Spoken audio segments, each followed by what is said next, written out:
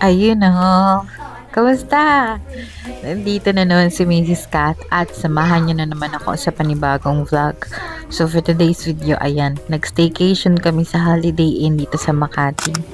Pagkatapos namang i-drop yung mga gamit namin ay dumaan lang kami dito sa Krispy Kreme para bumili ng donut. Ayan, ang cute ng mga donut o pa Valentine's Day. Tigi-isa lang kaming donut kasi pwede masyado madaming matamis. Ang sarap na itong in-order nilang drinks eh. Mas masarap dun sa letter S. Ayan na yung mga order namin. Kuntian lang, saktong tigi-isa lang para lang masatisfy yung craving. Pero hindi pwede masyado madaming sugar. At ayan si MM, commercial model daw siya. Ginaya din siya ni Tantan. Kahit naman wala masyadong ngipin. Yay! Finally, Valentine's! Nakapag-date kami ni Daddy. Kami dalawa lang dito sa hotel.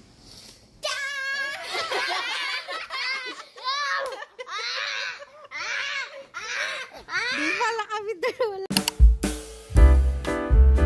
Ayun, so kinabukasan ay maaga kaming gumising para makakain sa breakfast. Masulit natin yung breakfast.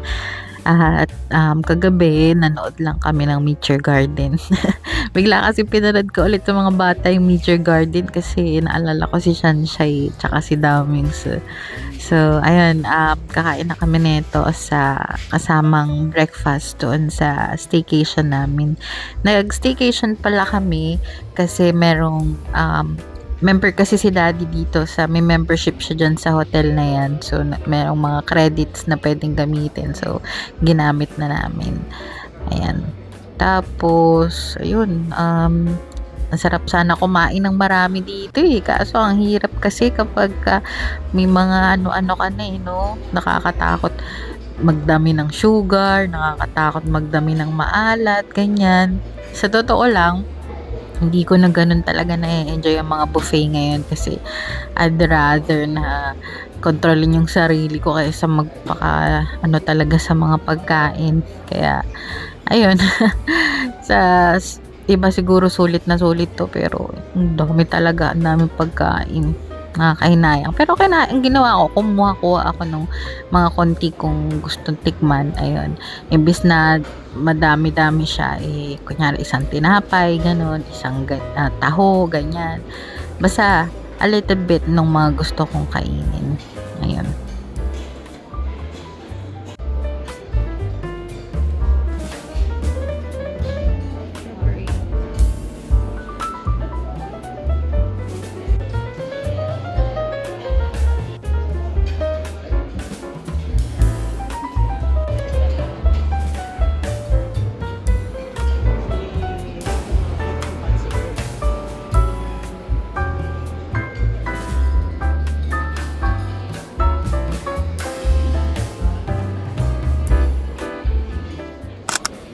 Siyempre, after kumain, yun, ang pinunta talaga namin dito ay mag-swimming. Ayan. Pero, ang lamig niyan. Pagka tungtong kong pangalan, talagang nagiginig na ako at saglit lang talaga ako nakaligo. Medyo nagtampo tuloy yung mga bata kasi hindi kami masyadong nakapaglaro. Pero, ang lamig kasi talaga.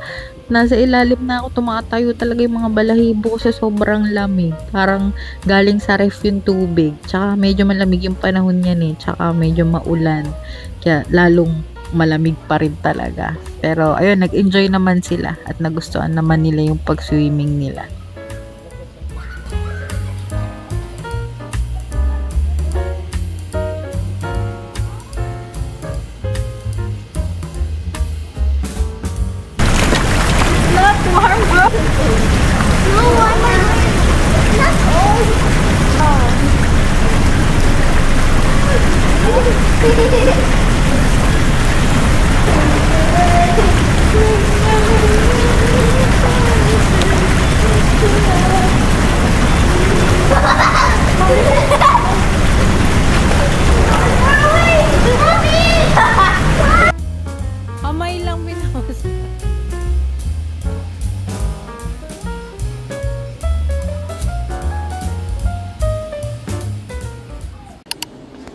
Pagkatapos ng happy-happy ay eto nagpahatid ako kay daddy sa BIR.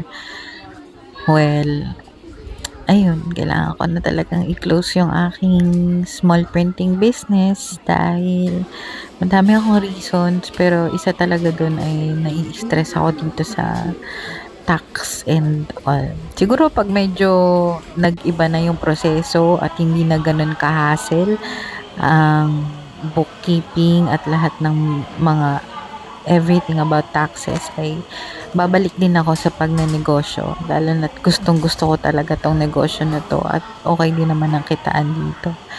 Para sa akin, ito yung pinaka-heartbreaking na part, yung kailangan mong punitin yung resibo. Kasi, the first time kong nakuha yung resibo, tontoa talaga ako noon kasi nakalagay yung pangalan ko doon, nakalagay yung business sa akin, nakapangalan. At every time na magsusulat ako doon sa mga pages ng resibo ko, talagang kinikilig ako at thankful ako na at pinagpipray ko na sana magustuhan din ng mga customers yung gawa ko. Pero, ayun, meron talagang end ang lahat ng bagay at hindi ko naman sinasabing katapusan na talaga to nung pagbibusiness ko. Siguro next time kapag mas may time na ako sa pagbibusiness at kapag mas madali na yung ibang mga proseso, lalo na sa tax na hindi kasi ganun kasi talaga basta-basta ang taxation. So, ayun, hindi ko pa rin sinasarado ang mga pinto, pero ayun, nakakalungkot lang habang ginagawa ko to na naiisip ko lahat ng memories ng mga ginawa ko, mga orders, yung mga ganun. At basta, siguro next time, magkukwento rin ako sa inyo about it. Ayun, nakauwi na at sinundo ako ni daddy. Hindi ko na napagilang umiyak at yun niyakap na lang ako ni daddy. Bumili nga pala ako ng walking pad. Nabili ko sa Shopee. At so far, isa ito sa mga paborito kong nabili online. At gamit na gamit namin tong mag-asawa. Hindi lang para sa akin, para natin sa asawa ko. Alam nyo, isa yun sa mga bagay na gusto kong gawin ngayong taon. Yung magbigay ng honest review sa mga bagay na nabili ko online para, alam mo yun, mabawasan yung mga binibili natin online na hindi masyadong okay. Pero para sa akin, masasabi ko itong walking pad ay okay siya. Kung gusto niya nga pala ito, ilalagay ko yung link sa description box. Pero ayun, bakit ko nga ba nasabing okay siya? Well, isa sa mga goal namin ngayong taon ay ang lumbas, 'di ba? Magkaroon ng mas maraming physical activities. Pero may mga araw talaga na hindi possible 'yun eh. At kagaya sa asawa ko, papasok siya ng umaga, tapos ang uwi niya na gabi na talaga. At medyo busy talaga siya sa trabaho. At recently, medyo napapamonitor kami ng BP niya eh kasi kailangan. So, ayun, bago siya pumasok sa work, kinukumbinsi ko siya at minsan nagkukusa rin naman siya na at least mag 15 to 20 minutes na lakad dito sa walking pad. At ayun, nagagawa niya siya kasi nga nandito lang naman sa bahay tapos pwede pa siyang manood habang nag-walk siya, 'di ba? Nakapag-exercise siya. Sa akin naman, very helpful talaga to kasi alam nyo, sa totoo lang, isa sa mga nangyari sa akin ngayon ay yung sumisikip-sikip yung puso ko, ganun. At ilang beses na rin ako nakapagpa-check up about it at sabi nila, baka nga dahil sa weight ko at kailangan kong i-manage. So, ayun, mas naglalakad ako ngayon through this walking pad at nagagawa ko siya talagang everyday, at least minimum na yung 20 minutes. At ano ba, nanonotice ko pag gising ko sa umaga, hindi ganun kalaking tiyan ko. Kasi ang problema ko talaga, ewan ko ba, okay naman ako sa katawan ko, pero yung tiyan ko talaga parang buntis pa din eh. At may mga tips ba kayo para doon? Bukod sa wag kumain. Pero ayun, sobrang tuwa ako talaga na, alam nyo, sobrang tagal kong pinag-isipan ko, bibili ako nito. mga isang taon mahigit din, nagtry pa ako ng iba't ibang mga alternatives. At least ngayon may mga options ako. Pwede ako mag-jump rope pag nagsawa ako mag-walking pad. Pwede din akong lumabas para sa labas na talaga lumakad at tumakbo paminsan-minsan. Pero ngayon, lately medyo maulan no? Kaya ayun, napapakinabangan ko to at napaglakad-lakad ako sa bahay. At nagagawa ko pa yung sound trip na gusto ko. Kaysa nun sa gym na medyo hindi ako nakakasayaw-sayaw pag may mga tugtog. Tapos may mga tugtog na hindi ko masyadong bet. At least ngayon, di ba? Nakakamiss din mag-gym pero sa ngayon, eto muna. Yun. So, kayo, galaw-galaw na habang tumatanda tayo kasi ang hirap Mas maigi na siguro bumili ng ganito na medyo may pagkamahal ng konti kaysa mag-maintenance na tayo at mas mahal ng gamutan araw-araw, di ba? So, ayun. Good luck sa akin. Sana talaga magtuloy-tuloy na lagi akong maglalakad sa bahay at gagalaw-galaw. Yun. So, sana okay lang kayo at salamat sa panonood dito sa video.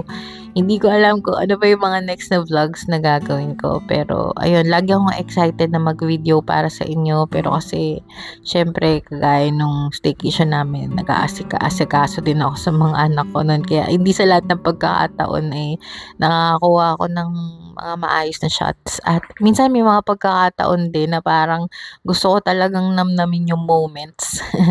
At ayun, kunyari, sobrang saya ko, tapos sasabihin ko, ay, nakalimutan kong mag-vlog, nakalimutan kong mag-video, pero lagi ko kayong nasa isip na marami akong gustong ipakita sa inyo, at sobrang na-appreciate ko kapag nagko-comment kayo at nag-i-stay dito sa vlogs ko. Ayun. So, ayun, ingat kayo kung nasan man kayo. Salamat sa panonood, at yun, bye-bye. Ayan.